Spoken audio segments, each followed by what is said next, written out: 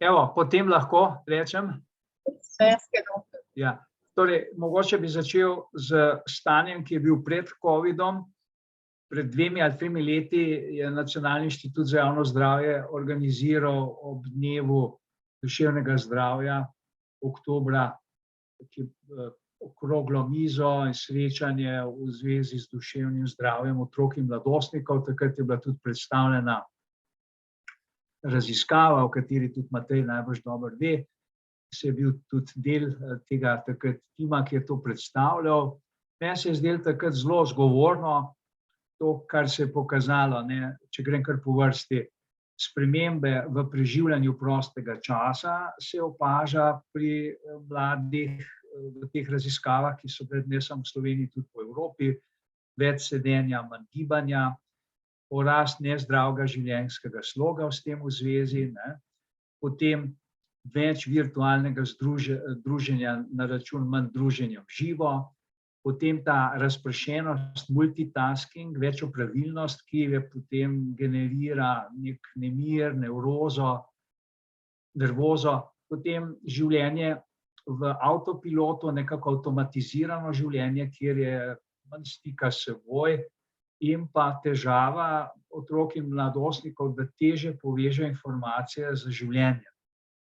Potem se je pokazala večja socialna in psihološka ranljivost, spremembe v čustvovanju, vedenju, predvsem v smislu, da otroci in mladostniki so nagnjeni takojšnji zadovoljitvi nekih svojih želja, potreb, težko odlagajo, ne, kar je znak recimo enega večje zrelosti.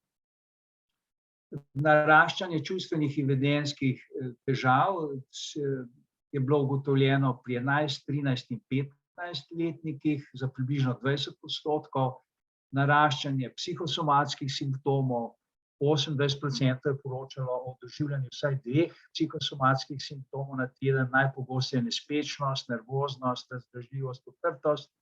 Vse več je obiskov zdravstvenega sistema zaradi duševnih motenj otrok, mladostnikov, šola je vse pogosteje vir obremenitev in mladostnikov, ni všeč, pa spremembe v tveganih vedenjih, več je uživanja konoplje, na račun manj tobaka. Te stvari se mi zdi, da so zelo kratko in jedrnato povzele neko stanje, ki smo ga imeli, neke trende, bi tako rekel, pred covidom. Zdaj, kaj je prinesel covid, si pa lahko na to lepo še dogradimo. Še več sedenja, najbrž pa še več druženja virtualnega namesto v živo in tako naprej, še večja ta socialna osamljenost je recimo bila v tem Mentimetru lepo prikazana in osamljenost vemo, da je gojišče potem za anksioznost in depresivnost, ki sta potem najpogostejši čustveni, duševni motnji tudi, ne. Tako da situacija je zaskrbljujoča in seveda bomo v nadaljevanju tudi se lotili tega, kako zdaj na to odgovoriti. Toliko zaenkrat. Super, hvala. Se predvsem sliši, da ni lahko biti mlad v tem obdobju, a ne? Evo, Jerneja, kaj pa je tvoje mnenje? Lep pozdrav vsem, pa tudi najprej hvala vam za povabilo na tole okroglo mizo, ki mislim, da je res aktualna in potrebna, da o tem govorimo. Ker sta moja 2 predhodnika že povedala, se absolutno tudi jaz strinjam, ne mislim tega ponavljati, ampak tako, kar jaz opažam, pa bila sem tudi v stiku recimo s Tom telefonom in tudi, kar oni opažajo, se nekako dosti dobro ujema, je predvsem to, da v zadnjem letu so se ne samo povečale stiske, ampak tudi spremenile. Se pravi, veliko več poročajo o težavah v odnosih, predvsem doma, tudi v odnosih z vrstniki in seveda potem iz vsega tega tudi o osamljenosti, o padcu motivacije, o seveda anksioznosti, depresiji, paničnih napadih, tudi samomorilnosti možnosti nekih samopoškodbenih vedenj ali pa zasvojenosti. Predvsem opažam to, da je velika stiska pri teh, ki so bili v zadnjem letu na prehodu, se pravi ali iz osnovne v srednjo šolo ali pa iz srednje šole na fakultete, ker v bistvu vrstniki, se vemo, pri tem obdobju odraščanja so zelo pomembni in v bistvu se niso imeli priložnost na nek običajen način posloviti od svojih sošolcev preteklih in tudi niso še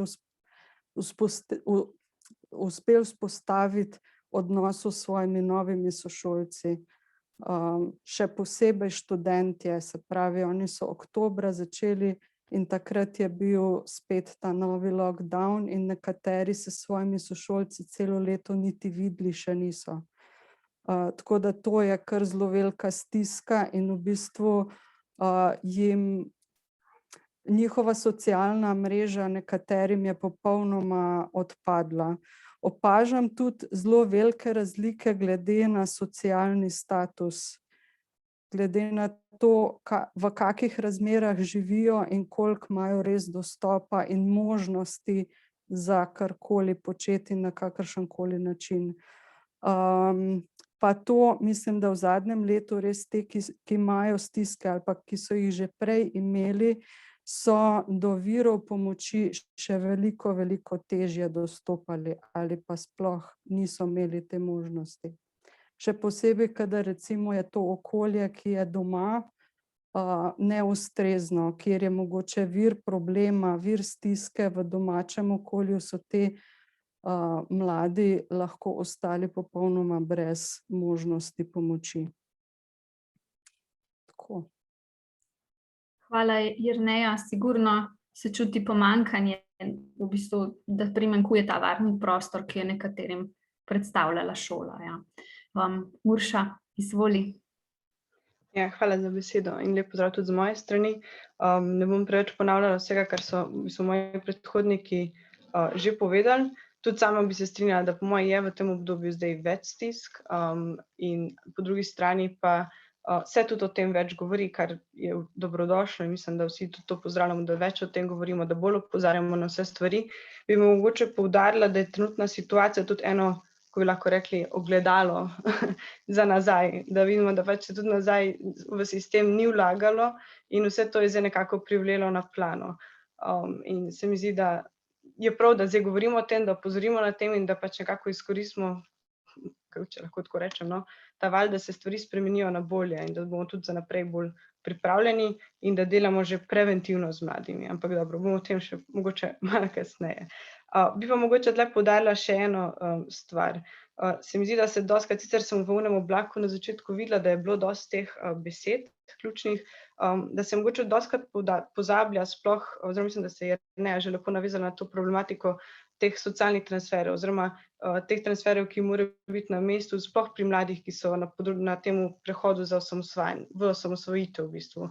Torej mladi zaposleni, mlade družine, sploh študenti, smo dosti brali o tem, da tudi študenti se soočajo s hudimi duševnimi stiskami. In tle noter so vse te stanovanjska problematika, finance, finančna podpora, štipendijske sheme, zaposlitvene sheme, vse te stvari so v veliki korelaciji z duševnim zdravjem mladih v tem obdobju. Tako da na te stvari se mi zdi, ne smemo pozabiti in je treba tudi na to opozarjati. Odlično, Urša, si se navezala v bistvu na naše drugo vprašanje, ker sigurno, ko govorimo o duševnem zdravju, ne moramo iti preko nekega urejanja na državni ravni in tudi zakonov. Zdaj, ko govorimo o duševnem zdravju mladih, ne moremo iti tudi mimo resolucije o nacionalnem programu duševnega zdravja za leta 2018 do 2028, ki jo je sprejel Državni zbor leta 2018. To je v bistvu bil prvi strateški dokument, ki določa strategijo razvoja na področju skrbi za duševno zdravje v Sloveniji. In namen resolucije je krepiti in ohranjati dobro duševno zdravje vseh prebivalcev Slovenije ter preprečevati duševne težave in motnje od najzgodnejšega obdobja do pozne starosti. In v bistvu bi tukaj spet povabila vas udeležence, če se lahko povežete nazaj na menti.com. Mislim, da boste še vedno v sistemu, drugače pa je koda, da še enkrat ponovimo, 3715-8507, koda ostaja enaka. Pa nas zanima, a vi sploh poznate tole resolucijo o nacionalnem programu duševnega zdravja? Gre dejansko za res obsežen krovni dokument, ki je res zelo obsegajoč in tudi precej dolg. Pa nas zanima v bistvu, če ste že slišali za njega, če ga obvladate v nulo ali pa mogoče je to čisto nekaj novega za vas. Evo, zelo pridno že glasujete. Sara je tudi delila v bistvu prezentacijo, kjer si lahko ogledate tele feedbacke iz vaše strani in nasplošno lahko vidimo, da predvsem večina ga ne pozna kaj preveč dobro ali pa praktično prvič sliši za ta dokument. Tako, ok, hvala. V povprečju, če ocenjujemo od 1 do 10, kako dobro ga poznate, je povprečje, smo na 3. Upam, da bomo s tokratno okroglo mizo to povprečje tudi malo dvignili. Tako da hvala za aktivno udeležbo. No, zdaj pa nadaljujemo z drugim vprašanjem za naše govorce. In sicer, kakšne sistemske spremembe mi potrebujemo na področju duševnega zdravja, da nekako probamo izboljšati trenutno situacijo in kako bi lahko te sistemske spremembe dosegali. In ja, kot vidimo, vemo, da imamo to resolucijo do leta 2028, pokriva zelo veliko aktivnosti in ukrepov in eno prednostih področij je tudi duševno zdravje otrok in mladostnikov. Zanima pa nas, kakšno je izvajanje resolucije v praksi. Pa bi najprej prosila za besedo Jernejo, da malo zamenjamo vrstni red. Hvala. Zelo obsegajoče vprašanje. Bom se ga lotila tako čisto iz prakse. Ne vem niti, ali imam čist res pogled, mogoče jaz imam informacije od zelo specifične populacije, ampak predvsem, ker so meni sami mladi povedali, je to, da večinoma, ne bom rekla vsi, večinoma imajo zelo slabe izkušnje, kadar je potrebno recimo institucionalna pomoč, se pravi, ali da so hospitalizirani na psihiatriji, ali so na kakršenkoli način v stiku s centri za socialno delo ali z, ne vem, psihologi v zdravstvenih domovih, predvsem poročajo o tem, da nekako ta pomoč ni prilagojena mladim ali pa njihovemu načinu, sploh vzpostavljanjem odnosa dostikrat je rigiden, jih celo odbije in se ne želijo več vračati po to pomoč.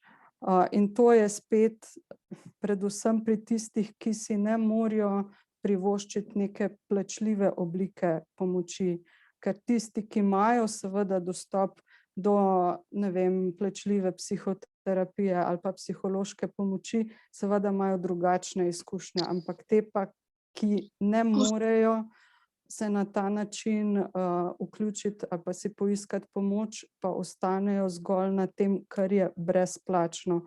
In to pogostokrat ni dovolj pogosto, so dolge čakalne vrste in potem še mogoče velikokrat se zgodi, da ta oseba, ki je na drugi strani, ni ustrezna temu mlademu človeku, ki je tam. Tako da to se mi zdi ključno. Seveda povečanje števila kliničnih psihologov, povečanje števila terapevtov, ampak bi rekla tudi predvsem takih, ki imajo izkušnje dela z mladimi, ki znajo vzpostavljati stik in ki se znajo tudi prilagoditi mladi osebi, ki mogoče niso toliko, ja, te sistemi so rigidni, so taki pač, kakor so, ampak se mi zdi, da je to zelo, zelo ključno. In seveda to potegne za sabo tudi naš sistem izobraževanja. Se mi zdi, da že tam bi mogle biti mogoče določene spremembe vzpostavljene na to, na kak način se usposablja tako psihologe, tako socialne delavce. Tako da mogoče v tem trenutku itak rešitve ni, zato ker se mi zdi, da je to dolgoletno, več let potrebno, da bi prišlo do te spremembe. Ker pa je mogoče lahko v tem trenutku dostopno, recimo mi smo vzpostavili obliko vrstniške podpore in to pa je možno dosti hitro vzpostaviti in seveda ni isto kakor neko terapevtsko ali svetovalno delo, je pa v nekem trenutku, ko mlada oseba mogoče potrebuje stik z nekom ali pa razbremenitev, možno. Tako. Super. Hvala, Jerneja. Zelo pomembno, seveda. Tudi takšni pristopi, ki jih lahko zdaj naredimo, iz danes na jutri. Urša, evo, beseda je tvoja. Torej, zakonske spremembe, ne? Kje začnemo? Mogoče na začetku, no, bo sicer, mislim, da kasneje Matej malo več povedal o resoluciji, ampak mogoče najprej glede resolucije, meni se zdi zelo potreben in zelo dober prvi korak na tem področju. In mislim, da smo cel sektor ga zelo pozitivno pozdravil. Glede drugih zakonskih, še vedno pa vemo, da tudi resolucija verjetno ne bo čudežno rešila vseh stvari na dolgi rok, hkrati je tudi omejen dokument, torej do leta 2028, in vse to spet ne prinaša nekih trajnostnih rešitev.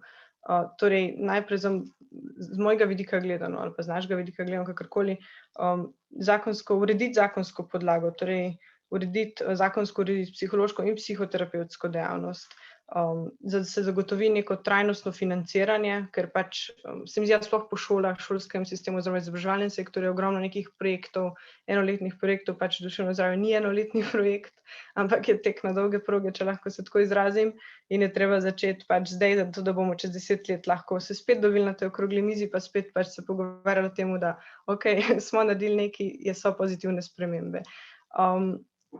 Pa tudi mogoče, če se še lahko malo dotaknem te zakonske podlage, nisem za to, da imamo neke sisteme na voljo, ki bodo nudili celostno preventivo in ki bo prinesla neke rezultate na dolgi rok, ampak tudi zato, da se regulira to področje. Vemo, da je danes se tle noter povpraševanja je več kot je ponudbe, razširil se je zasebni trg in je treba stvari začeti regulirati. Regulirati zato, da se ne škoduje. Da ne pride do praks, ki so škodljive. Itak je logično, trenutno se potrebuje strokovnjake in ljudje iščejo pomoč in prav je, da so strokovnjaki. Sploh, če govorimo o nekem višanju kakovosti življenja, višanju nekega standarda, je da obstaja tudi zasebni, ampak kadar govorimo o pomoči ljudem, ki so v duševni stiski, tam pa za moje pojme in za moje mišljenje je seveda bi mogel biti javnozdravstveni sistem tisti, ki pomaga v prvi vrsti. Mogoče še to, če že govorimo o nekih sistemskih spremembah, neka celostna preventiva od predšolskega obdobja naprej, to je tudi stvar, ki se mi zdi, da je trenutno zelo pomanjkljiva, obstaja, ampak je v drobcih, ni povezana, ni celostna, se ne povezuje od začetka, od predšolskega čez šolsko, srednješolsko in univerzitetno, ker spet študenti izpademo v tem področju, ni nekega sistema, na katerega bi se lahko obesili. Pa tudi pomembno se mi zdi, da če se že dela neko preventivo, se povezuje tako fizično kot duševno zdravje. da nam bo ratalo tako, kot nam je zdaj logično, da gremo v zobozdravnika, ko imamo, ko nas boli zob ali pa ko si zlomimo roko, kakorkoli, da nam bo tako logično, da pač v primeru neke huje duševne stiske iščemo strokovnjaka. Tako da dela malo, za po moje še kar dosti. Hvala, Urša. Ja, izzivi se kar kopičijo, kaj ne rečem. Miram, bi vas prosila za besedo, potem pa na koncu še Mateja, ki bo sigurno dal en tak dober vpogled v tole resolucijo. Hvala lepa. Ja. No, glede na relativno slabo obveščenost pri naših današnjih slušateljih o resoluciji, bi lahko rekel, kdor se bo malo bolj poglobil, je to podobno kriminalki. Res zanimiva zgodba. Bom 2, 3 mogoče take epizode te kriminalke malo svetljiv, bo imela pa še tudi gotovo v naslednjih letih zanimive nadaljevanja. Mi smo del Evrope, in ko pridejo recimo strokovnjaki za duševno zdravje v Slovenijo, se primejo za glavo. Tudi kar se tiče tega, kako je z varovanjem duševnega zdravja pri otrocih in mladostnikih. No, in predno je leta 2018 v marcu bila sprejeta v parlamentu ta slavna resolucija 10-letna, za katero smo bili vsi, končno smo se malo razveselili in navdahnili. Že prej je veliko let trajalo neko mečkanje na Ministrstvu za zdravje okoli te resolucije, no potem je pa prišla ena gospa Jožica Mavčec in je v par mesecih uspela skozi šivankino uho ujeti ta termin, ki je bil dan, in takrat smo tudi psihoterapevti se angažirali v javni razpravi in smo uspeli v to resolucijo dodati to, da je treba tudi na psihoterapijo malo misliti, na kar so sicer tisti, ki so iz Evrope prišli, zelo opozorili, da je zelo slabo dostopna psihoterapija, da tisti, ki jo nudijo v okviru zdravstva, zdravniki, psihiatri in pa klinični psihologi, da za to pravzaprav nimajo časa. No, tako da zdaj smo imeli 2-letno že obdobje, tukaj je bil Nacionalni inštitut za javno zdravje zelo aktiven, tam je zelo aktivna delovna skupina, ki so jo pa zdaj prav 1. aprila, ni bila potegavščina, kar na Ministrstvu za zdravje, kar prezrli, kakor da je ni, in se je ustanovila neka nova skupina, kjer so noter v glavnem ljudje, ki vodijo bolj po ekonomski logiki te bolnice po Sloveniji. In zdaj smo tudi mi spet opozorili ministrstvo, psihoterapevti, da to ni v redu, da je NIJZ edini, ki je v tem času kaj naredil, čeprav od Ministrstva za zdravje, to je del te kriminalke, nikoli ni bil uradno pooblaščen, da ne bi implementiral, izvedel to resolucijo, ki je delno zavezujoča, žal to ni zakonski dokument, ampak neka strateški nasvet, kako ne bi šlo. Tako da tukaj se kaže kup nekih izjemno, bi rekel, neustreznih ravnanj Ministrstva za zdravje, na katere opozarja tudi Varuh za varovanje človekovih pravic, na katerega smo se tudi mi obrnili, to je tudi del te kriminalke, ampak Ministrstvo za zdravje tudi na varuhove opozorila čisto nič ne da.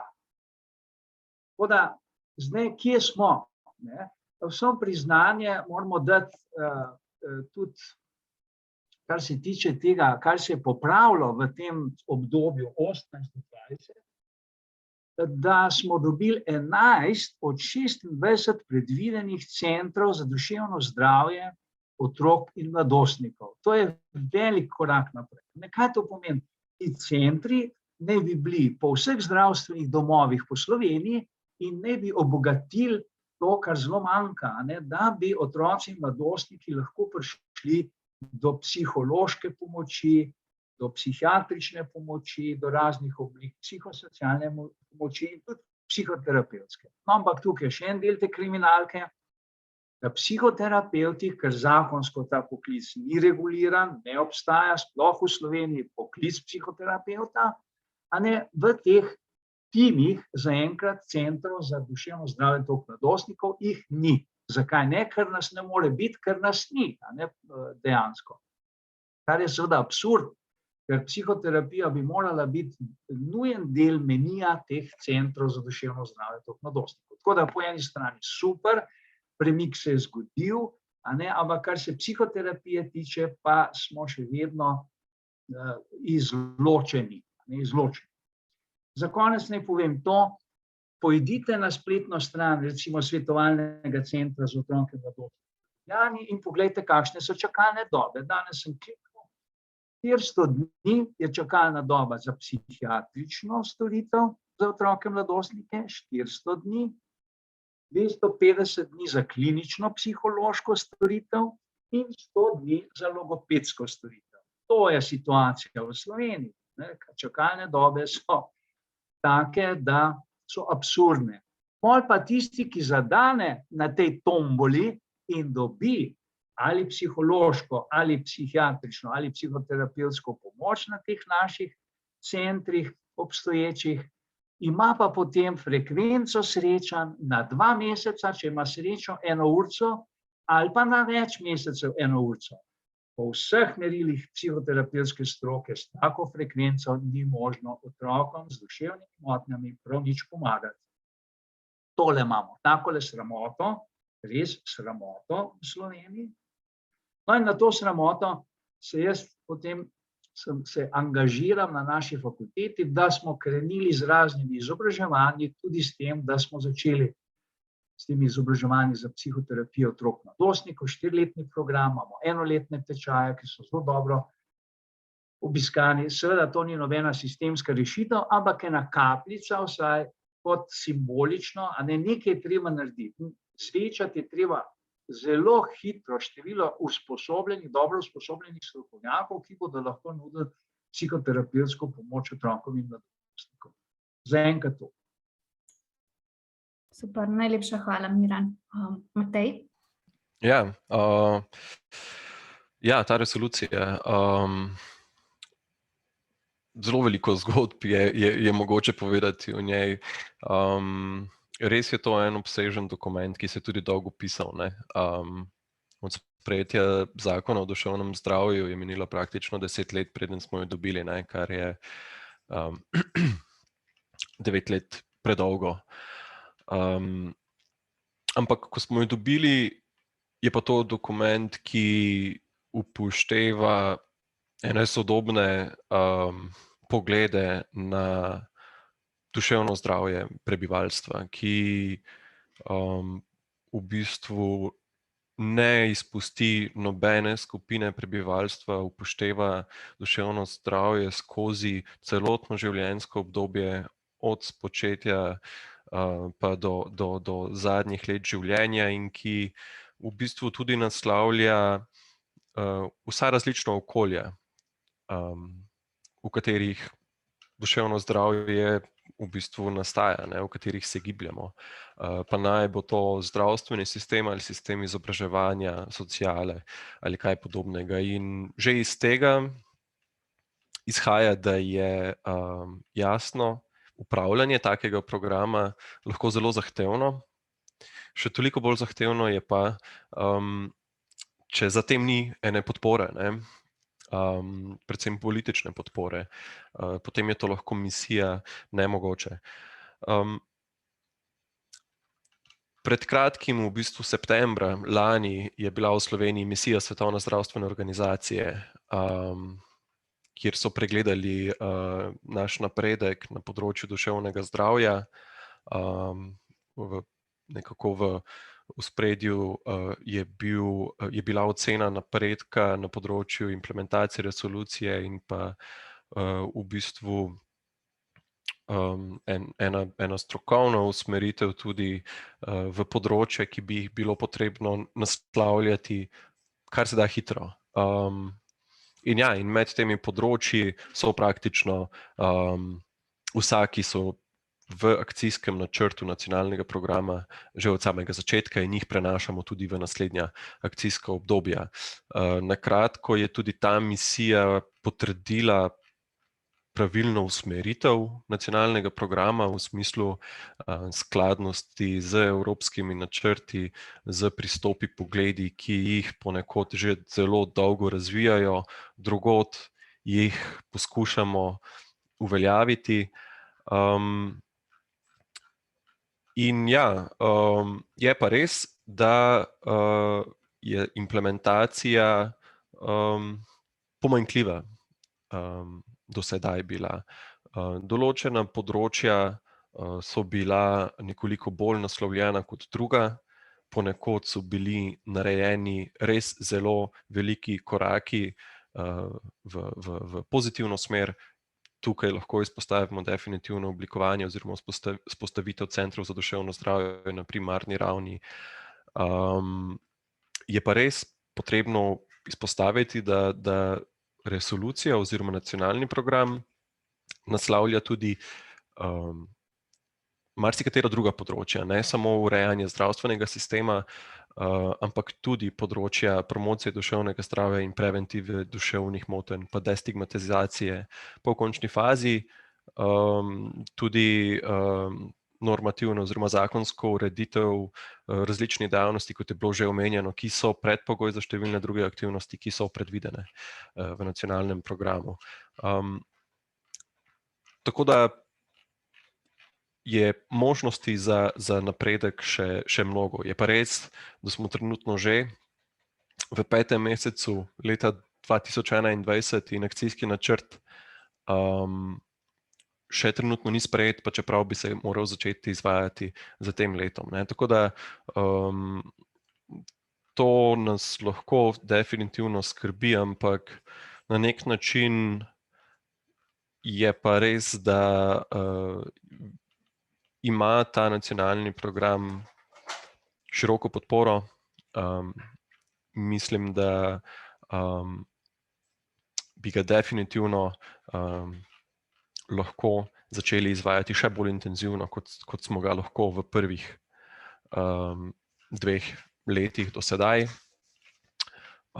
Ja, in se v bistvu veselim nadaljevanja dela v okviru nacionalnega programa, ker kot rečeno, je vizionarski dokument, ne?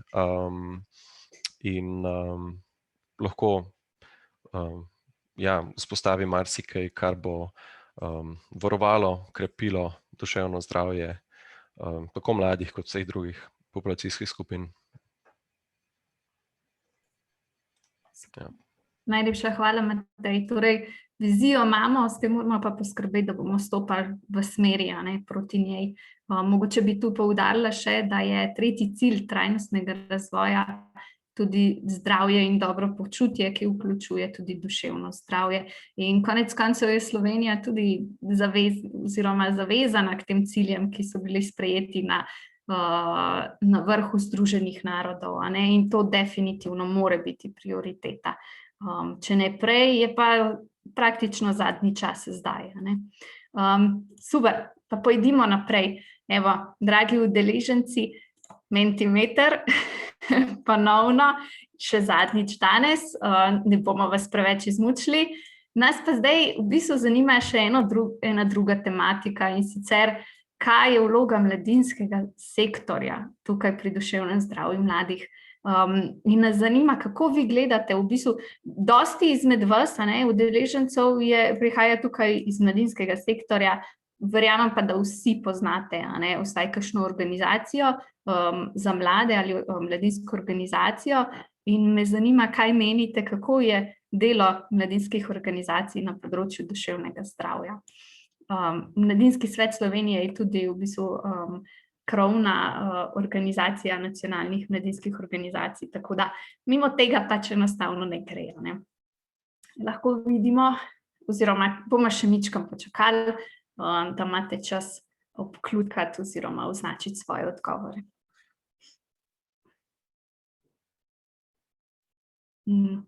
Sicer je pa precej jasno, najnižje točke je dobilo zadnje vprašanje oziroma zadnja trditev, da menite, da mladinske organizacije sploh nimajo dovolj podpore strani države za nudenje duševne opore mladih. Menite pa malo več, da so pogosto mladinske, oziroma kar pogosto so mladinske organizacije prva pomoč mladi osebi v stiski.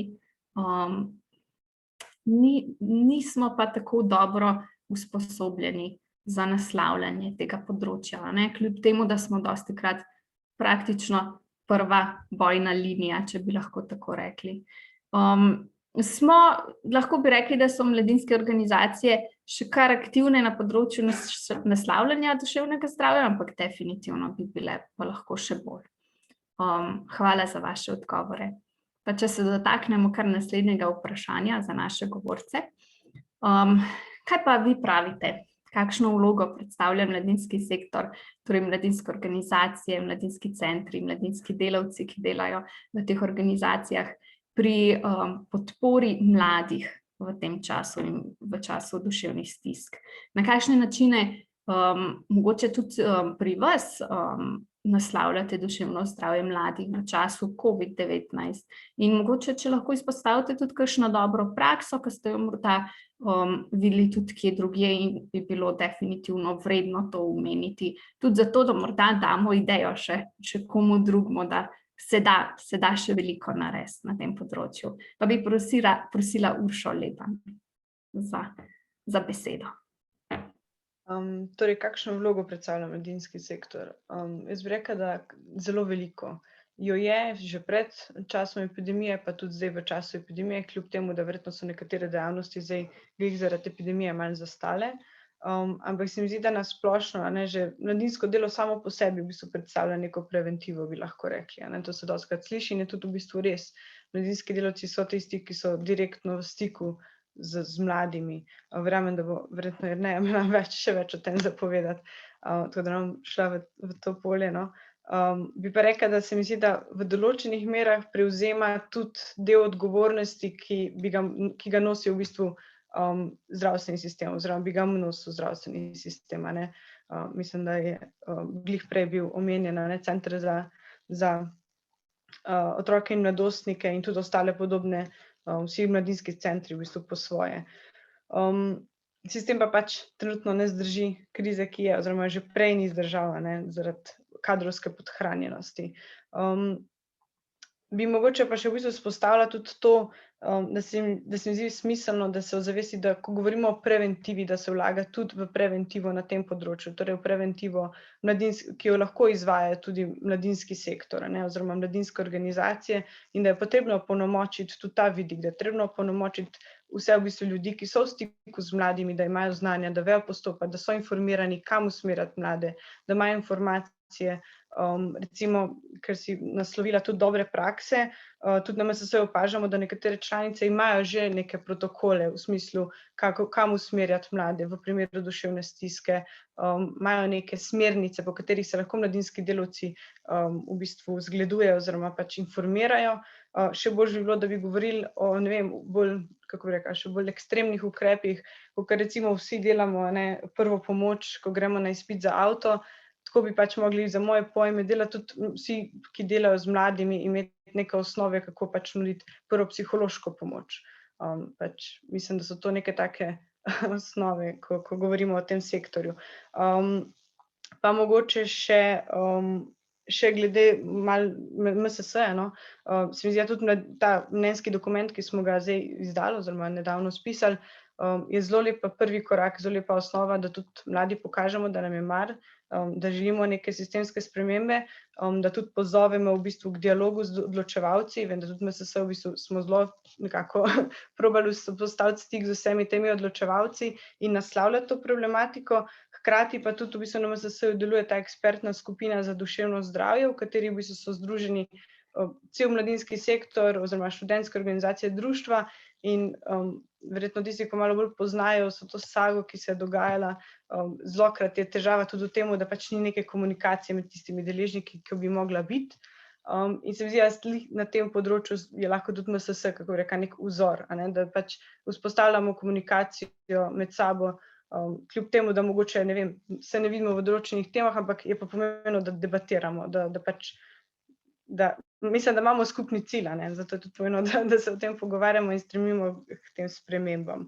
Glede dobrih praks na področju COVID-a, vem, da je bilo ogromno nekih telefonov ali pa svetovalnic tudi vzpostavljenih, mogoče bi pa tle v bistvu izpostavila, glede na to, sem sama študentka psihologije, psihodezinfekcijo, ki se je aktivirala praktično takoj in so dobili tudi nagrado strani Evropskega sklada, se mi zdi, zdaj sem se malo zapletla, ampak ja, dobili so neko nagrado strani, pač glih zato, ker so bili v bistvu eni izmed prvih, ki so sploh začeli opozarjati v času COVID-a in naslavljati to duševno zdravje, ne, ker itak razumljivo, pač zdravstvo oziroma pač ministrstvo, kakorkoli je šlo reševati pač zdravstveno krizo v smislu epidemije in to je tudi razumljivo.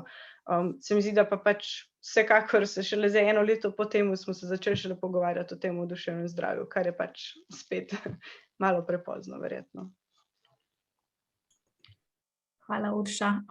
Evo, Jerneja, ti pa praktično dejansko prihajaš iz prve bojne linije, a ne? Ja, res je. In tako, kot ste, kaj je vloga mladinskega sektorja, ste tudi udeleženci dosti dobro odgovorili. Jaz mislim, da tudi mladinski sektor, mladinski centri, mladinski programi, dejstvo je, da so mnogokrat čist prvi, ki sploh zvejo za neko stisko ali pa takrat, ko nihče drug ne pomaga, pač povejo mladi, ne vem, mladinskemu delavcu, prostovoljcu, prostovoljki, ki tam dela in v bistvu na ta način stopijo sploh v stik z nekom. Tako da, ja, recimo Mladi zmaji smo v tem zadnjem letu zelo veliko delali tudi prav na informiranju o tem, kaj so lahko različne stiske, kako si sam sebi pomagati. Res smo poskušali doseči čim več mladih in tudi recimo staršev pa drugo populacijo. Vzpostavili smo digitalni mladinski center, ker mislim, da je to, da na nek način vseeno vzpostavljaš ali pa ohranjaš stik z mladimi lahko ključno. Tudi jaz sem tukaj delala s kakšnimi, ki so bili res zelo rizični in tudi moram reči, da sem bila jaz velikokrat v stiski, ker sploh v prvem valu jaz nisem imela kam mlade osebe poslati, ko je bila stiska res huda, ker je bilo vse zaprto in sem v bistvu ostajala sama preko telefona ali pa preko neke digitalnega stika s to osebo. In mislim, da v bistvu sem bila še dobro, da sem tam bila. In v mislih imam recimo eno konkretno mladostnico, ki mislim, da če ne bi imela možnosti vsaj digitalno nadaljevati svoje aktivnosti, ki je zelo, zelo veliko pomenila, je v bistvu danes ne bi bilo več. To sem 100%, da je bilo takrat v tistem trenutku to ključno za to, da ji je vsaj malo olajšalo njeno stisko. Kaj pa šele vsi tisti, ki pač niso mogli priti do nekega vira pomoči. Srečo imamo tudi to, da se pravi, še pred COVID-om je Mestna občina Ljubljana prepoznala to potrebo tudi v mladinskem sektorju, tako da je financirala recimo mojo zaposlitev, tudi delamo veliko na dodatnem izobraževanju in usposabljanju cele mreže mladinskih centrov v Ljubljani, zato ker tako kot psihoterapevti niso prepoznani, mislim, da tudi mladinski delavci nismo prepoznani. Kot vemo, sistem izobraževanja za mladinskega delavca ne obstaja. Obstaja samo nacionalna poklicna kvalifikacija in usposobljenost mladinskih delavcev za delo z mladimi v duševni stiski je zelo, zelo različno. In mislim, da glede na to, da pravzaprav opravlja cel mladinski sektor izjemno delo, res izjemno delo. Tako, tudi, ker sem jaz imela stika res z mladinskimi centri, pa tudi tistimi, ki imajo kak program psihosocialnega svetovanja, imajo recimo sofinanciranje iz Ministrstva za delo, družino in socialne zadeve, so se v tem času izjemno trudili, da bi nudili mladim pomoč, recimo Legebitra na področju LGBT populacije, ki je še posebej zelo ranljiva v tem zadnjem letu, ali pa Drogart, tudi Center za pomoč mladim, so zelo veliko načinov iskali, kako vseeno mladim nuditi pomoč, in tudi druge nevladne organizacije, ki mislim, da ne samo v zadnjem letu, ampak na splošno opravljajo ogromno dela, ki bi mislim, da moglo biti mogoče urejeno drugače. Tako, mogoče samo še omenim to, da smo mi vzpostavili tudi, ki sem že prej omenjala, to svetovalnico na platformi Discord, ki pa res deluje čisto po sistemu vrstniške podpore, kjer so se vključili prostovoljno študentje iz socialnega dela, socialne pedagogike, fakultete za uporabne družbene študije, in so na ta način svojim vrstnikom nudili podporo. Ker jaz sem samo ena oseba za 14 mladinskih centrov, pa glede na to, da je Discord platforma, ki lahko dostopajo mladi tudi iz cele Slovenije, ne samo iz Ljubljane, je to pač ogromna baza. Tako da sem zelo vesela in srečna, da imam te punce, ki zaenkrat so samo punce, ki so bile pripravljene nuditi pomoč. In seveda, ampak še enkrat ponavljam, to ponavadi, kadar so hude stiske, ni dovolj. To je lahko neka prva zadeva, neka trenutna razbremenitev, je pa kam naprej usmeriš, je pa dostikrat težava, ki se tudi mladinski delavci z njo srečujemo. Ampak ja, je pa izjemno pomembno mladinsko delo. Tako. Evo, to. Hvala. Mislim, da še prevečkrat so mladinske organizacije preveč, bi rekla, ne pohvalijo se za vso delo, ki ga naredijo, da ne omenimo, kako veliko prostovoljskih ur gre v bistvu v delo s mladimi, a ne, in mislim, da si definitivno mladinske organizacije tukaj zaslužijo eno veliko pohvalo. Zdaj pa bi se obrnila še na druga dva člana tega panela, ki sicer ne prihajata iz mladinskih organizacij, ampak me pa zanima, kaj menita, kako pa lahko drugi sektorji sodelujejo pri podpori mladinskega dela in delavcev. In mogoče na kakšne načine lahko vaša organizacija, oziroma ozadje, iz katerega prihajata, kako lahko naslavlja duševno zdravje mladih ravno v tem težkem času covida. Pa mogoče, če sta tudi vidva opazila kakšno dobro prakso, ki bi jo bilo vredno izpostaviti. Matej, bom dala najprej tebi besedo. Ja, vsekakor je ključen segment v prepoznavanju skrbi, nudenju nekih prve pomoči, prvega odziva, to mladinsko delo. Pa ne samo z vidika težav, ko se te pojavijo, ne, tudi z vidika preprečevanja težav, razvoja nekih veščin, krepitev duševnega zdravja, vse to je strašno pomembno, in na kakršenkoli način se to lahko podpre, je super, ne. Vemo, da se velika večina, čez 3/4 vseh motenj, ki se razvijajo kadarkoli v življenju, pričnejo v zgodnji starosti, ne. Ključno je, da se to obdobje da se mu zares posveti dovolj pozornosti, in pa da se seveda ne osredotočimo samo na težave, samo na probleme, ko se ti pojavijo, ampak da se usmerja pogled tudi v vse te dejavnike, ki so tesno povezani z tem, da se kasneje težave pojavijo, ne, da se usmerja pozornost tudi na diskriminacijo, na nasilje, da se usmerja pozornost sploh pri mladih odraslih, pri študentih, na finančno varnost, na bivanjsko varnost, ne. Mislim, da je širjenje tega pogleda sploh za moje področje, iz stroke, s katere prihajam, nam je to pač posebej blizu, ne, da poskušamo najti tisto kar pripelje do nekih izidov, ki jih bodisi želimo, bodisi jih želimo preprečiti.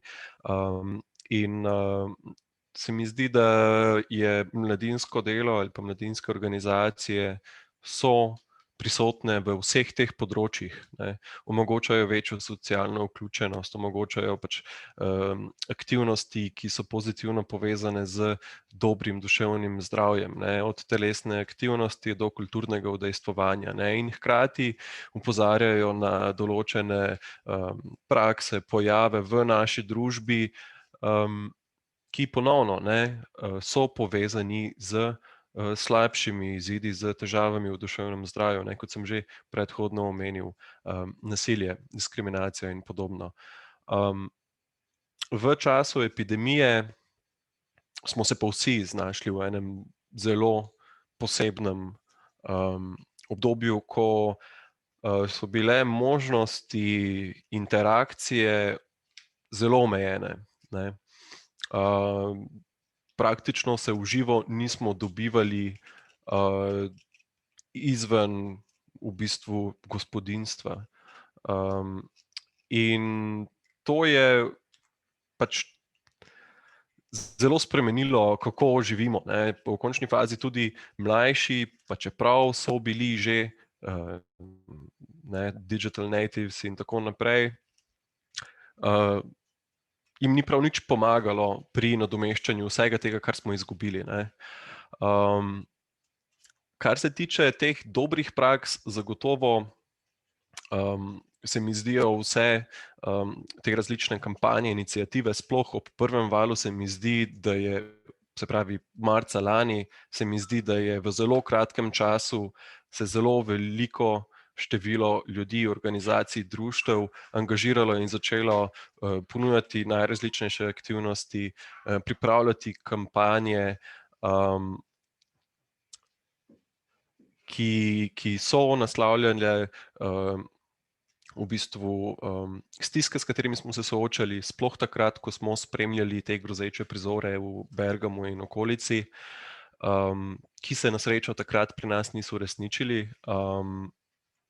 Ampak neka ta odzivnost, ta zagon, ki se je pojavil v tistem trenutku, je takrat na mene res naredil en tak vtis, ko sem si rekel, da neverjetno veliko število ljudi se pač zanima za to področje in je to področje pomembno. Postavlja to tako visoko na svoj prioritetni listi, da so se lotili naslavljati ravno tega. In to je bil en tak, recimo, moment, ki bi ga jaz izpostavil, kar se tiče epidemije. In potem tudi v nadaljevanju, seveda se mi zdi, da so se številne organizacije povezovale, izpostavljale težave, pa se mi zdi, da morda je še prezgodaj, da bi ocenjevali uspešnost, ampak zagotovo bi veljalo, da bi njihovim pobudam prisluhnili še malenkost bolj. Toliko z moje strani, morda, za začetek. Najlepša hvala. Zdaj pa damo besedo še Miranu. Hvala lepa. Jaz bi mogoče se navezal na tisto, kar smo prej govorili o resoluciji. Tam notri je tudi, kar se strategije tiče, ena piramida, ki je mednarodno sprejeta kot zelo dobro izhodišče za razumevanje, kako zdaj postaviti prioritete, tudi glede financiranja, da bi se zagotovilo recimo čim boljše varovanje duševnega zdravja. In ključno je to, da baza te piramide ni zdravstvena storitev. Baza te piramide je skrb vsakega posameznika za lastno duševno zdravje. In tukaj seveda je potrebno zelo veliko vlagati v zdravstveno vzgojo, bi tako rekel. In zdaj ta vzgoja se ne dogaja samo direktno, da se recimo otroke uči, kar se je pokazalo med drugim tudi neproduktivno, da ni fajn droge imeti, pa da ni fajn kaditi, pa take reči, ampak da se družijo in da se posvečajo tistem, kar jih zanima, kar jih povezuje med seboj. In To so potem naslednja, to je druga plast te velike piramide, ki jo imenujemo ta neformalna skupnostna skrb za duševno zdravje. To se pravi, da ne gre za direktno naslavljanje duševnega zdravja, ampak na nek način posredno. Recimo, če se otroci ali pa mladi povezujejo okoli športa ali karkoli jih pač zanima, kulturno, karkoli. Šele potem naslednja stopnja piramide je primarna zdravstvena raven. In potem za to neke posebne službe za duševno zdravje, recimo psihiatrične, psihoterapevtske, psihološke. In na koncu vrh te piramide so bolnice in pa neke zelo specializirane storitve. Zdaj, če pogledamo, kako je v Sloveniji s to piramido, glede financiranja, je obrnjen. Največ denarja gre kam? Za te visoko specializirane psihiatrične storitve, ki seveda lahko naslovijo zelo, zelo omejen krog populacije. To je en blazen absurd, ki ga imamo v Sloveniji. In seveda, kaj pol ostane, če tistim ljudem, ki se zavedajo pomena tega dela, kot smo rekli, mladinski delavci, recimo mladinski centri, da je ogromen tega dela opravljenega prostovoljno, pro bono. Pa to ni prav. Piramida bi morala biti z strani politike in države odprta tudi finančno. To bi rad poudaril za začetek. Tudi sam, čeprav ste rekla, da trenutno kakor ne delam na tem področju, stalno delam na tem področju, tudi na fakulteti, če zdaj vzamem kot našo fakulteto, oziroma našo, ki imamo zdaj 2 programa za psihologijo in psihoterapijo, 2 univerzitetna programa. Kaj počnemo?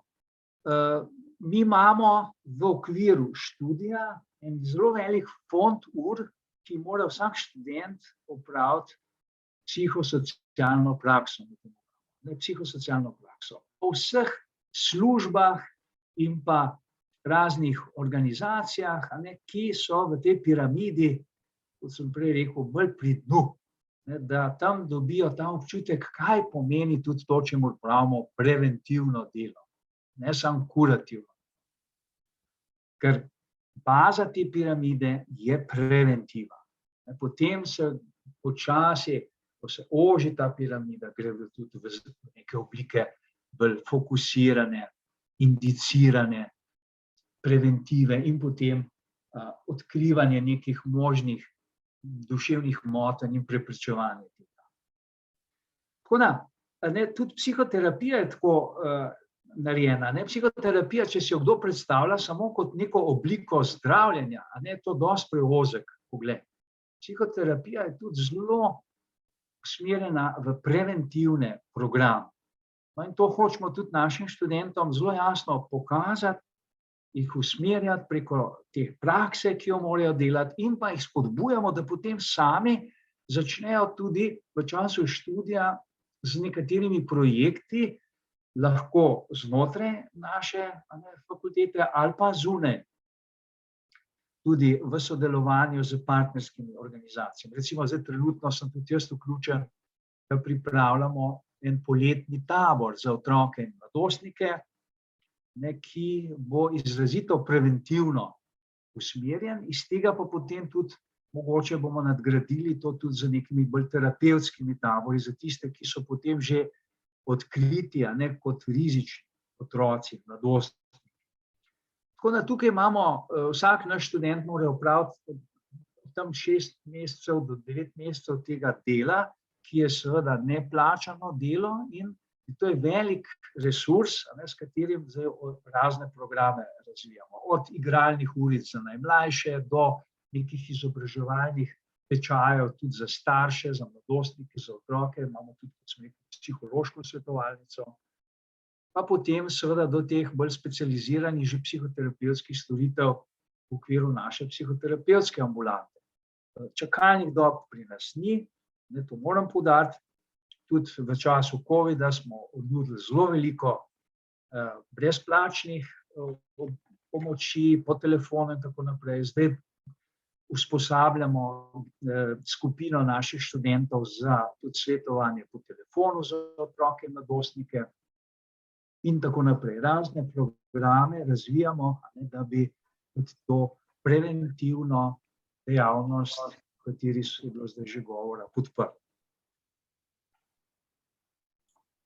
Super. Najlepša hvala. Zelo zanimive pobude. Zelo veliko se že dela, kot vidimo, ampak se bo moralo še naprej, še več. Zdaj pa v bistvu imamo še eno in zadnje vprašanje za naše govorce, potem pa damo prostor tudi udeležencem, da kaj povprašajo ali kaj pripomnejo. Zadnje vprašanje se pa glasi, kakšne so pa kaj priložnosti za povezovanje in izboljševanje situacije na področju duševnega zdravja in mladih, ki jih vi vidite. Konec koncev bo treba verjetno tudi vzpostaviti nek dialog, neko povezovanje za čim bolj optimalno reševanje situacije za izboljšanje duševnega zdravja mladih in kako vzpostaviti tak dialog med ključnimi akterji za naslavljanje duševnih stisk mladih. Pa bi kar prosila, gospod Miran, ponovno kar vas. Tam unmutati se morate. Evo. To se pravi o povezovanju. Zdaj, mislim, da sem že s prejšnjim nakazal to, da jaz si ne predstavljam drugače, kakor da bi to mrežo zelo gojili, širili. Tudi, če se spet vrnem na to resolucijo, v resoluciji je eno celo prednostno področje namenjeno ravno temu, da se ta razdrobljenost raznih akterjev, od teh, ki skrbijo bolj za preventivo, kot sem prej rekel, pa do teh kurativnih, za zdravljenje dejavnosti, da je ključno, da se bolje povezujemo. Ker v teh sodobnih družbah je tipična tako imenovana fragmentacija na vseh področjih. Recimo, če že gledaš medicino, kako se je specializirala najprej na posamezna področja, potem še subspecializirala. Potem, če jaz hodim recimo in sodelujem na Ministrstvu za zdravje, si prizadevam, da bi nekako to psihoterapijo tudi bolj regulirali, kot sem že prej omenil.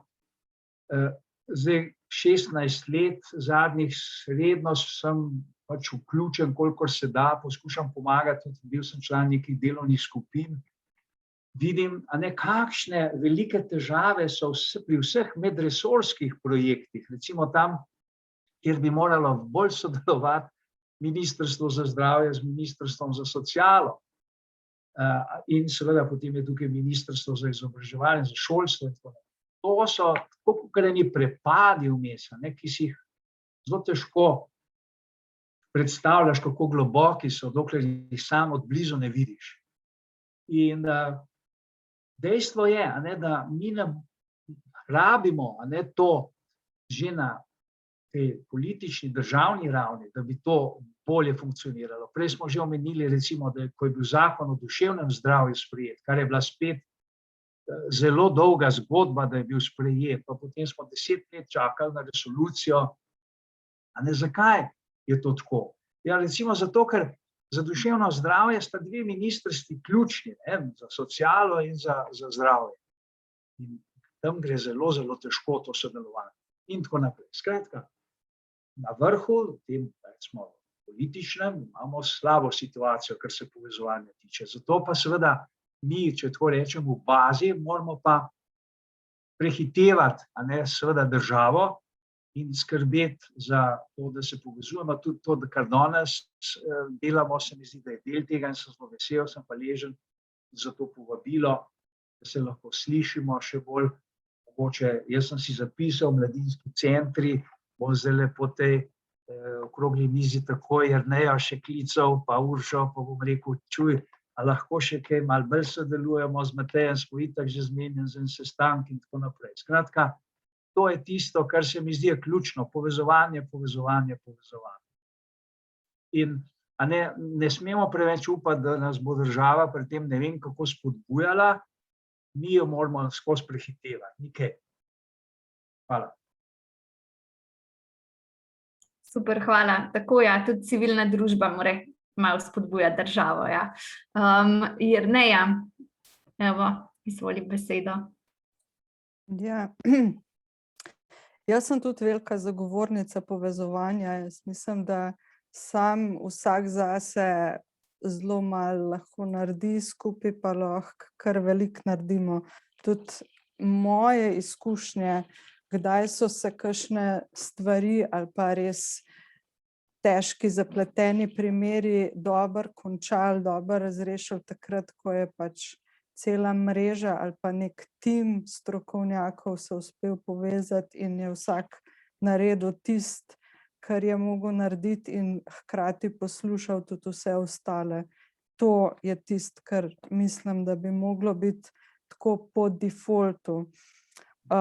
Tudi del tega, kar jaz počnem, je mreženje, se pravi vzpostavljanje nekih stikov z raznimi vladnimi in nevladnimi organizacijami, strokovnjaki, zato da lahko res čim bolj učinkovito pomagamo mladim, ki kakršnokoli pomoč že potrebujejo. Prej je nekdo omenjal protokole, tako da z tega vidika imamo mi, se pravi za mrežo mladinskih centrov v Ljubljani, tudi narejen protokol, kjer je ena od točk narediti načrt pomoči in to pomeni, da iščeš sogovornike. Tako da to se meni res zdi ključno in mogoče včasih tudi malo pogledati iz svojega področja ali pa iz nekega svojega kroga delovanja. Se mi zdi, da smo včasih vsi preveč zaprti v to in iti ven, se probati še z nekom pogovoriti. To pa tudi mogoče kakšna izobraževanja, konference, seminarji se mi zdijo izjemno pomembni, kjer lahko strokovnjaki iz različnih področij pridejo na kup in si izmenjajo poglede in se tudi učimo drug od drugega. To je še eno področje, ki se meni zdi res ključno. Ampak še enkrat, zato se mi zdi pomembno, da je priznanje do vseh, da smo vsi prepoznani kot pomembni členi. In dostikrat jaz pač, moja preteklost je tudi v nevladnem sektorju, pa tudi recimo zdaj v mladinskem sektorju, sem dostikrat doživljala, da so sploh mogoče kake vladne inštitucije do nas dostopale kot do nekoga, ki, kaj pa vi tukaj sploh počnete, pojma nimate. In to je lahko kar tak res problem. In po drugi strani, ja, pač imam tudi sama zelo dobre izkušnje z vsemi, ki smo se uspeli povezati. Tako da Miran, seveda se bomo tudi še mi kaj pogovarjali. Tudi absolutno terapevti, dobri terapevti so ključni za duševno zdravje tudi mladih. Tako. Najlepša hvala. Predajam besedo Mateju. Ja, jaz bi morda se tudi navezal na to povezovanje, pa dogovarjanje, pa pogovarjanje, ker se mi res zdi ključno, sploh na področju duševnega zdravja, ker je ravno to, kar je tudi Jerneja izpostavila. Sega na različna področja, različne stroke se ukvarjajo z njim, posredno, neposredno, v različnih obsegih. In v teh povezovanjih, sodelovanjih, ki presegajo meje ene stroke, je vedno ta neka bariera, ki jo moraš preseči. Neko obdobje komforta, znotraj katerega se ti lahko pogovarjaš, razpravljaš, načrtuješ, ampak zares pomembni koraki naprej se pa zgodijo, ko se te prepreke porušijo in ko se lahko pač med zdravstvom, med socialo, med izobraževanjem kaj dogovori in kaj naredi naprej. Vsaki taki pogovori, katerih sem bil do zdaj deležen, so bili zelo zanimivi, ne?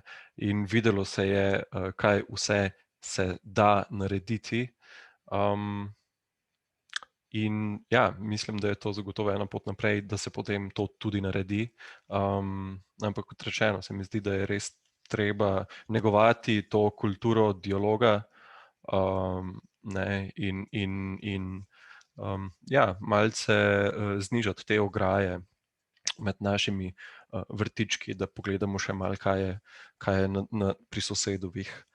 To je ena stvar, zdaj drugače pa vsekakor ta bottom-up approach je definitivno pot naprej, se pravi tisti na terenu, ki se ukvarjajo s tem, dosežejo. Meni se zdi pa ključno tudi, da pa smo neizprosni tudi do vrha naše države v tem, da se tematike loti resno. Številne države imenujejo komisije, ki imajo zelo velike pristojnosti, da upravljajo to področje, da razpolagajo z velikimi sredstvi, ki se namensko vlagajo v krepitev posameznih segmentov, pač storitev namenjenih duševnemu zdravju. Meni se zdi, da lahko pričakujemo, da smo upravičeni, da pričakujemo tudi od naše države, da nekaj podobnega stori v prihodnje. Tako da mogoče toliko z moje strani zaenkrat. Super, hvala. Glede sosednjih vrtičkov pravijo, da je tam trava vedno bolj zelena, tako da mogoče se pa naučimo kaj novega, kako še boljšo travo gojiti, tako da povezovanje iz tega vidika res ne bi bilo slabo. Urša, evo še zaključne besede iz tvoje strani.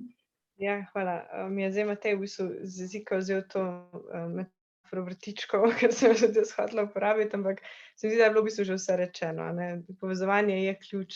To mislim, da se vsi, ki smo tako rečeno na terenu oziroma na področju preventive in se ukvarjamo z mladimi, vemo, kako bomo prišli do vrha. To je še veliko vprašanje, ampak vsekakor se pa tudi strinjam s tem, kar je v bistvu Matej nekako načel, da moramo kljub temu, kar delamo in se povezujemo in vzpostavljamo dialog, smo zgled, ampak hkrati pač moramo biti jasni in glasni tudi pri tem, da zahtevamo spremembe, ki bodo prišle z političnega vrha.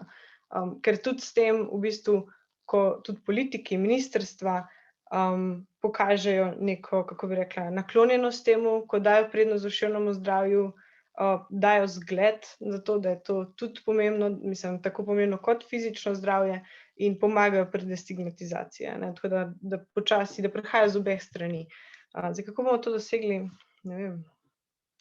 Bomo imeli še eno posvečeno okroglo mizo, samo na to temo, verjetno, ali pa še več jih bo treba. Se mi zdi pa mogoče, če povzamem na koncu še ta vidik mladih, oziroma če že prihajam iz mladinskega sveta, pomembno poudariti tudi to, da se mi zdi, da moramo tudi mladi upravičiti naš sloves, da na mladih svet stoji, da smo jasni, da smo glasni in da zelo jasno in glasno, sem že 3-krat povzela te besede, ker so več pomembne, da poudarjamo in zahtevamo te spremembe. In ne pozabimo na to, ko delamo vse naše programe, ampak da nekako konstantno opozarjamo tudi na te stvari. Se mi zdi, da zdaj sploh v zadnjih parih mesecih vsi, ki smo v tem fohu bolj duševnega zdravja, mislim, da smo res opazili nek porast okroglih miz, takih in drugačnih dogodkov, debat, predavanj, člankov, novinarskih, kar je super, ampak pač upam, da bomo znali tudi stržiti kaj iz te tudi medijske pozornosti. Tako da ja, to so moje zaključne. Najlepša hvala, Urša. Evo, sedaj pa je tudi priložnost, da vi kaj povprašate, da ne sprašujem samo jaz naše goste. Oziroma tako bi priporočala, če imate vprašanje, kar dvignite roko, spodaj imate en znakec pod reactions in raise hands, tako da bomo takoj vedeli, da želite nekaj vprašati. Imamo pa že eno gospod Darinko Deklevo, ki mi je že prej pisala, da bi zelo rada tudi ona prišla do besede, prihaja pa iz osnovne šole Antona Žnidaršiča Ilirska Bistrica, tako da, gospa Darinka, jaz vam dajem kar besedo. Najlepša hvala in lep pozdrav. In veste, da je ta okrogla miza prišla ravno, ko sem dajala pobudo, da je nekaj takega potrebno. Prihajam iz osnovne šole, sem šolska svetovalna delavka, socialna delavka po izobrazbi in že zelo dolgo delam. Izobraževali so nas za preventivo in takrat, ko sem začela, je to kar nekako veljalo, sicer je od zmeraj zastonjsko, in tako kot je Miran rekel, vsakemu čast, ta piramida bi res se morala uravnotežiti po fizikalnih silah, a ne, da bi bila preventiva in na koncu kurativa. Danes pa gre ogromno denarja za kurativo tudi na šolskem področju, ne. Želela sem opozoriti na preventivno vlogo svetovalnih delavcev, ki je zadnje, bom rekla, 15 let popolnoma spregledano in imamo pa močan potencial pedagogov, psihologov, socialnih delavcev. Vendar prav za duševno, ja, seveda, zdravo življenje, smo rekli, je prava preventiva na vseh področjih. Za te srečujemo pa se tudi s stiskami in s težavami na področju duševnega zdravja in tukaj pa osebno čutim pomanjkanje znanja in ne želim si nič drugega, kakor tisto prvo pomoč, ki je, mislim, da psihologinja Urša omenila, ne? Nekaj takega, da lahko samo ublažim, da sem vsaj blazina, če že ne tista huda šola, a ne, da otroku, ki ima take težave, da mu nudimo eno še naprej varno okolje tudi v šoli. Recimo ne morem pozabiti primera, ko smo 4 mesece čakali, da je bil 9-letnik sprejet na pedopsihiatrični oddelek v kliničnem centru in povem vam, da je bila to ena huda izkušnja. Preživeti smo morali z njima, ne, in smo si pomagali in tako naprej. Tako da tudi vrtičkarstvo in mreženje in vse tako pride v takih, to so unikatni primeri, ampak vsaka šola ga ima, a ne. Tako da povzamem, pripravljeni smo, želimo z vsemi sodelovati v korist otrok in predvsem preprečevati, kar se da. Seveda globalnih težav ne bomo rešili, lahko pa opozarjamo starše, od vrtca do po celi vertikali, kot smo tudi že prej rekli. To sem želela povedati. Hvala lepa. Hvala lepa za vaš prispevek. Drugače, glede povezovanja, samo imena si zapomnite, mislim, da vsi imamo javno dostopne e-maile, tako da definitivno bi bili vsi zelo veseli, da se lahko povezujemo še dodatno, tudi s šolami, a ne. Zdaj pa dajem besedo Simoni Knavs. Najlepša hvala. Tudi jaz sem zelo vesela tega današnjega srečanja. Sem hitela dvigniti roko, ker me čaka zobozdravnik. Sem si izposlovala par minut zamude. Sama sem po poklicu pedagoginja. Zaposlena sem že dobro desetletje na Centru za poklicno izobraževanje Republike Slovenije za poklicno izobraževanje. Se pravi, po domače rečeno, mi smo kot zavod za šolstvo, vendar za poklicne in strokovne šole, tako da nas znate na hitro malo umestiti, kam sodimo. Zaposlena sem na projektih, tako da v bistvu malo skačem sem pa tja, se pa pogosto srečujem z področjem, kjer je pomembno pač razumevanje in poznavanje tudi področja, s katerim se vi ukvarjate.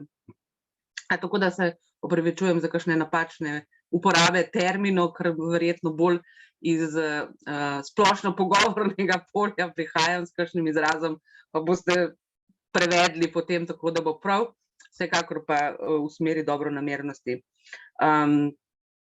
Sama sem osipnik preživeli, sama sem že celo življenje iskalec, kako bi rekla, smisla, se pravi, in pa tudi koristnosti v svojih odnosih, se pravi, da je moj ne tako potrošniško koristen, ampak pač podporen, hkrati pa tudi prostovoljka v društvu Duh časa in tako naprej.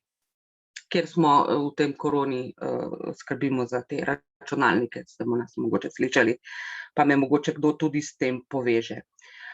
Kakorkoli, jaz sem si zdaj ob tem vašem super predstavitvi vsega skupaj vzela tako res kot po dolgem času za eno tako zelo fino študijski moment zame samo in sem pobrskala po globinah.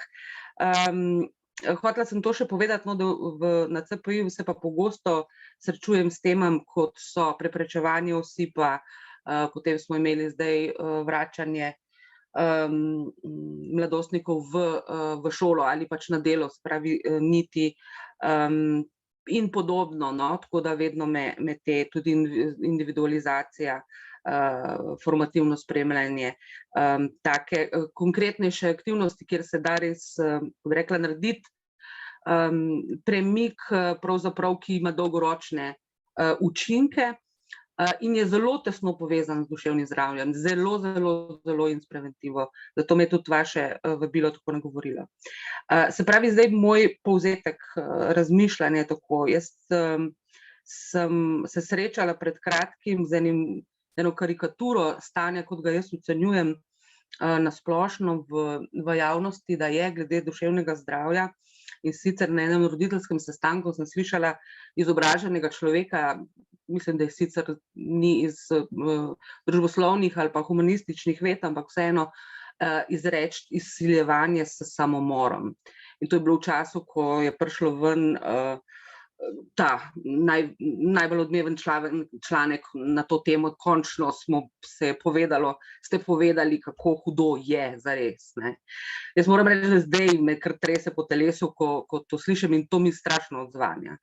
Tako pogosto slišimo v splošni javnosti, mislim, da to je treba preseči, tako kot smo presegli z alkoholom že zelo daleč, tako kot smo s tobakom že zelo daleč prišli, pač ni rešitev, da bomo samo trpeli, malo je treba potrpeti v življenju, potem imamo mi v teh, ko se v sistemih trudimo, slišimo dostikrat, sistem je pač tak, matura je pač, vsi jo moramo dati skozi, pa ne vem, kakšne še, ta učiteljica je pač taka, nimaš kaj, in tako naprej se jih nekako potiskamo, z zelo veliko figo v žepu, vedoč, da to ni prav, nimamo pa ali moči, ali znanja, ali sposobnosti, ali česarkoli, da bi dejansko pomagali. In zdaj, če pridem, tako da jaz mislim, da bi bilo to nujno potrebno, pravzaprav eno, ker zamislimo si 20-30-letno ozaveščanje z slogani, v tem smislu, da pač nismo vsi enake osebnostne strukture, tako kot nekomu zelo pomaga reči, da je stisnjen, nekomu nekdo to rabi slišati, nekdo drug, ob tem samo še ta zadnji moment, je to pač samo ta zadnji moment, da klecne pred kakršenkoli težavo. Zdaj seveda ne apeliram vse na samomor, ki sem ga prej omenila, pač tudi druge pač manjše neuspehi. Zdaj, kaj bi pravzaprav pa v šolskem sistemu? To nazadnje, kar ste govorili, mi tudi zelo, zelo ponavljamo, medsektorsko sodelovanje. Medsektorsko sodelovanje, jaz mislim, da je to taka beseda, ki jo moramo ponavljati, ker tudi mi opažamo, da na tistih inštancah, kjer bi si mi želeli, da se stkejo nekaj teh vezi in da se potem prelije tisto, kar se more preliti, ker kako je prej bottom up pa up down, se veste, kaj mislim, tudi z tiste strani pač more priti tako, kakor more priti. In bottom up je super stvar. Moramo pa inštitucije na naših ravneh, kot smo recimo zdaj tukaj, čeprav razumem CPI pa NIJZ, recimo, mi bi mogli imeti, ali pa tudi seveda z višje strani bi nam mogli dati to možnost, pravzaprav eno zajemalko, da mi potem to poberemo in okrepimo in razširimo, pomagamo razširiti naprej, ker ta, ki je že bottom up nekaj naredil, ne more zdaj še na nacionalno raven razširiti ali pa po celi naciji razširiti in podobno. Ne. Je naredil, kar je imel za narediti, je naredil super in je za v bistvu ga podpreti za naprej, ker je razvojnik. Ne. To je ena stvar. Druga stvar je, da mislim, da se premalokrat pogosto slišimo pač duševno zdravje. Ja. Posamezniki povezujejo to z boleznimi. To je še vedno, a ne, mi zdaj tukaj razumemo, da duševno zdravje ne mislimo zdaj samo apropo neki hudi duševni bolezni, ampak mislimo pač neko kondicijo duševno, a ne, tako kot neko fizično kondicijo in tudi velik del, kot ste že rekli, tukaj preventiva. Slehernik to poveže, duševno zdravje, duševna bolezen, to mu nekako gre skupaj in je v bistvu že nagonsko neka distanca. Se pravi, najdete mogoče nekaj, kar bo pač to preseglo ta moment.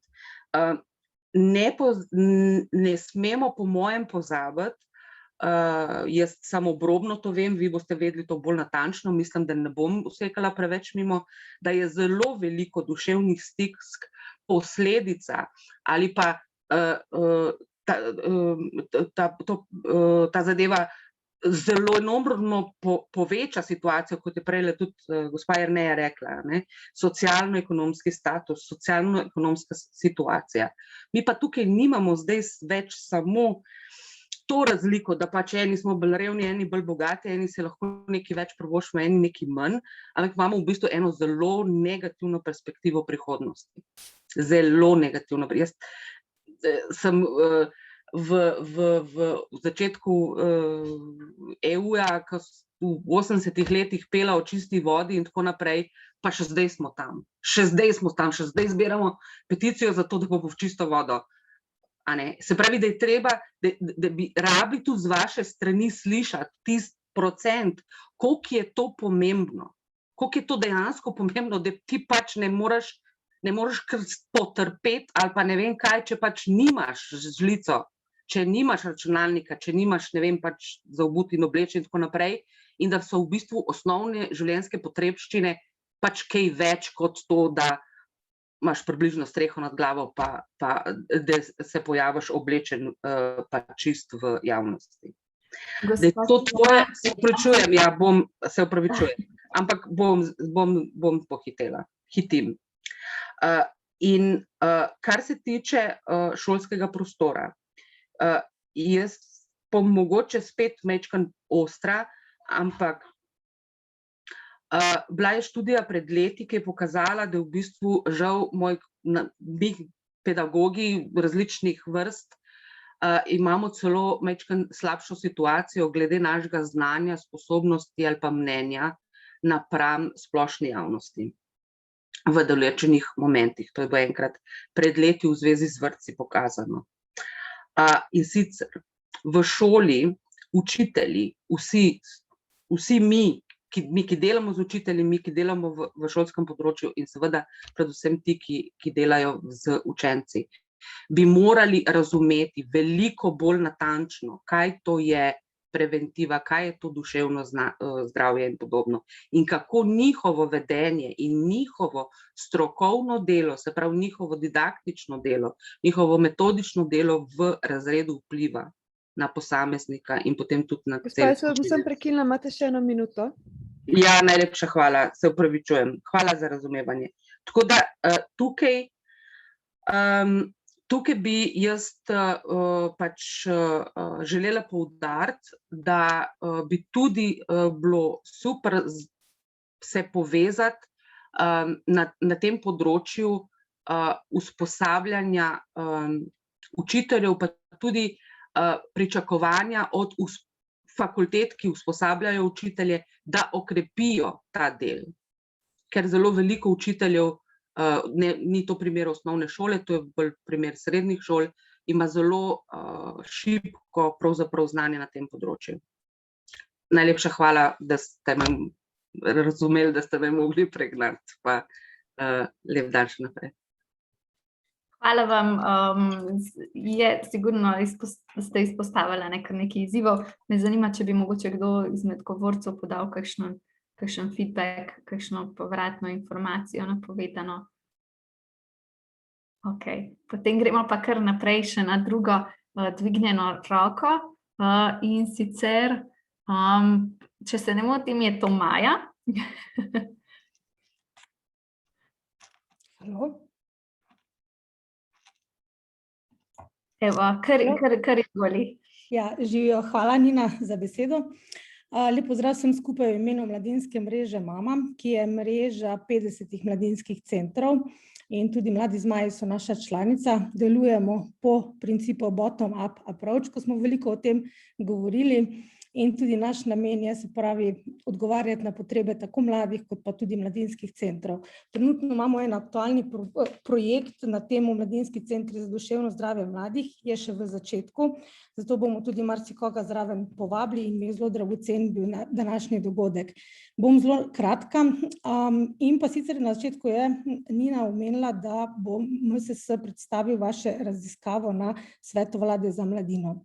In ker je gospod Možina zelo lepo povedal to zgodbo o piramidi iz resolucije, bi zelo rada in zelo želim dati pobudo, da se zavzamete, da na Svetu vlade za mladino se vlada zavzame, da se naredi, da se nameni več sredstev neformalnemu sektorju, tudi profesionalizacijo psihoterapije in na tak način tudi povezovanja mladinskih delavcev in pa strokovnjakov z področja duševnega zdravja. Ker vsi delujemo na preventivi in se mi zdi, da je to lepa priložnost, da tudi na nek način izkoristimo in se mi zdi, da imamo vse vzvode, zato ker oboje delamo zelo lepo delo. Tako čisto na kratko in sem zelo vesela, da sem vas tukaj danes spoznala, poslušala in vsem želim uspešno delo naprej. Hvala. Maja, najlepša hvala z nami, drugače kot gledalec in tudi Miha Zupančič, predsednik Mladinskega sveta Slovenije, ki mislim, da bo zagovarjal naše v bistvu interese na tem sestanku, tako da je sigurno slišal. Bi mogoče tu še dodali kaj naši govorci na koncu kot feedback? Zgleda, da smo kar dobro v bistvu izčrpala vsebino, tako da hvala vam tudi udeležencem za vaše prispevke, ki so sigurno tudi zelo pomembni.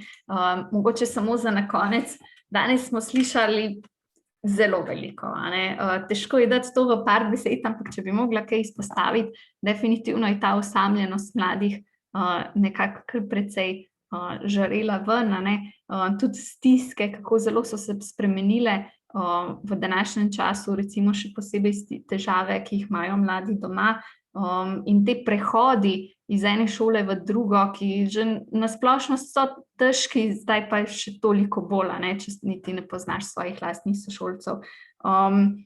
Je sigurno zelo, zelo pomembna preventiva na področju duševnega zdravja in moramo dati temu še več pozornosti, tako v mladinskem sektorju, kot tudi navzven in tudi poskrbeti, da se bo zakonsko uredilo tako psihološko, psihoterapevtsko dejavnost, da se nameni na nivoju celotne države dovolj sredstev, da lahko nudimo pomoč našim mladim v Sloveniji. Zdaj, slišali smo tudi eno super idejo in to je prva psihološka pomoč, torej imeti kompetence, tisti, ki delamo z mladimi, imeti kompetence, da lahko nudimo vsaj neko prvo oporo, preden mlada oseba pride do tiste strokovne pomoči, je ključnega pomena in vidimo, koliko velike organizacije so že naredile ravno v tem obdobju COVID-19. Na koncu zaključiti je pa treba sigurno s povezovanjem in mreženjem in naj bo to danes praktično je lahko, rečemo, tale okrogla miza prvi korak. Moramo se učiti en od drugega, moramo stopiti skupaj, ker le tako lahko naredimo največ za naše mlade in vse pozivam, ki ste danes zraven, če imate kakšne super ideje, če čutite, da lahko se povezujemo, da si lahko pomagamo, dajte nas kontaktirati, bomo zelo veseli, ker to je definitivno nekaj, kar sigurno rabimo. Mi v Mladinskem svetu Slovenije bomo definitivno pritiskali na odločevalce, temu se ne moramo izogniti in to definitivno je treba. kaj se bo zgodilo v prihodnosti, pa v bistvu bomo žal mogli videti, ne? Upamo pa, da čim več velikih sprememb. Tako da s tem bi jaz zaključila današnjo okroglo mizo. Vsem se lepo zahvaljujem, tako udeležencem, ki ste bili z nami skoraj 2 uri, kot tudi vsem gostom, ki ste dali toliko res neprecenljivih informacij in nekih smeri, na katere mogoče nismo niti prej pomislili. Tako da nadejam se prihodnjega sodelovanja in povezovanja in vse vas lepo pozdravljam. Hvala in lep dan še naprej. Hvala tudi Hvala lepa, tebi in vam. srečno, bravo. Hvala tudi z moje strani. Hvala, srečno.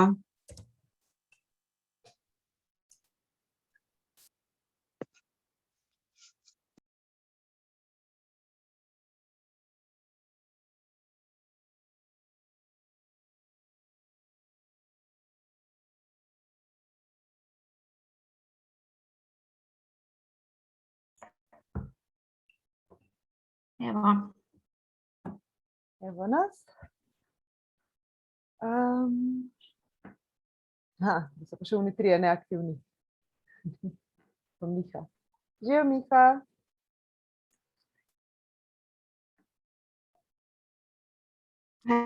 Piše, je napisal.